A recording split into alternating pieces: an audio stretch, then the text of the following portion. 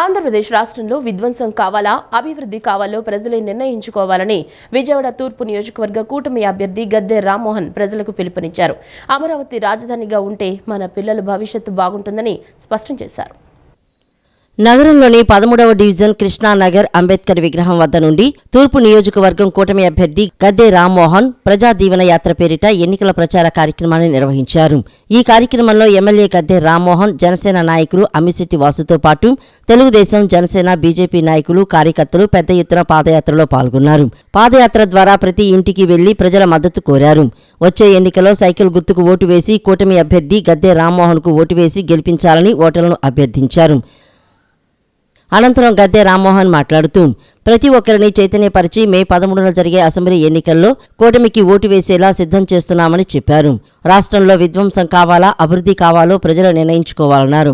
ప్రతిపక్షంలో ఉన్న సమయంలో జగన్మోహన్ రెడ్డి రాజధాని అమరావతిలోనే ఉండాలని ఘంటాపథంగా చెప్పి ఇప్పుడు విశాఖకు మారుస్తామని ప్రజలను మోసం చేస్తున్నారని గద్దె రామ్మోహన్ దుయ్యబట్టారు.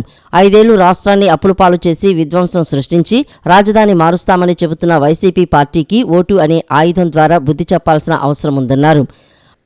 జనసేన, బీజేపీ పార్టీ కూటమి నాయకులు, కార్యకర్తలు అందరూ కూడా పాల్గొని ప్రతి ఒక్కరిని కూడా చైతన్యపరిచి రేపు మే 13 జరిగే ఎన్నికల్లో మనకొచ్చిన ఓటు అనే ఆయుధంతో మనం సమాధానం చెప్పాల్సిన అవసరం అని తెలియజేస్తూ ఉన్నాం. ప్రజలందరూ కూడా చెబుతున్నాం. ఇవాళ మన జంక్షన్లో ఉన్నాం.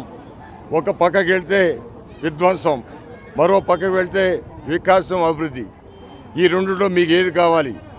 విధ్వంసం కావాలా, అభివృద్ధి కావాలా?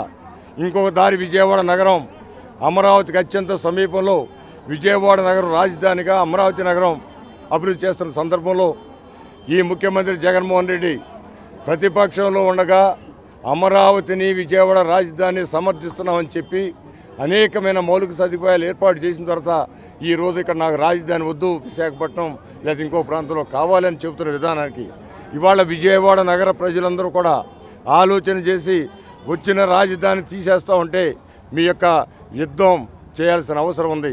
మీ సంఘీభావం Telugu Desam party, Janasena party, BJP కూటమికి తెలియజెప్పాల్సిన అవసరం ఉంది. అమ్మిశెట్టి వాసు మాట్లాడుతూ జగన్మోహన్ రెడ్డిని ఓడించే అతి పెద్ద ఆయుధం ఓటు అని ప్రతి ఒక్కరూ తప్పనిసరిగా వినియోగించుకోవాలని ప్రజలకు పిలుపునిచ్చారు.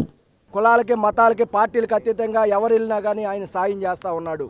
మరి ఇప్పుడున్న వైసీపీ అభ్యర్థి మరి ఇన్ఛార్జ్ అయినప్పటికి కూడా మరి ఎంతో అవినీతి చేస్తూ ఎక్కడ కంకర ఇసుక కనపడితే అక్కడ ఒక్కొక్క స్లాబ్కి 5 లక్షలు 10 లక్షలు కూడా డిమాండ్ చేస్తూ మరి ఆ డబ్బుల్ని ఇలా ఓట్ల రూపంలో కొందామనే ఒక దుర్మార్గమైన ఆలోచనని మన ప్రజలందరూ కూడా గమనించాలి. గద్దె గారు 5 సంవత్సరాలు ప్రతి సామాన్యుడికి కూడా సర్వీస్ చేసే మనస్తత్వం. అలాంటి వ్యక్తిని కానీ మనం గెలిపించుకుంటే మన మంచి భవిష్యత్తు ఉంటుందని ప్రజలందరం కూడా కోరుకుంటా ఉన్నాం.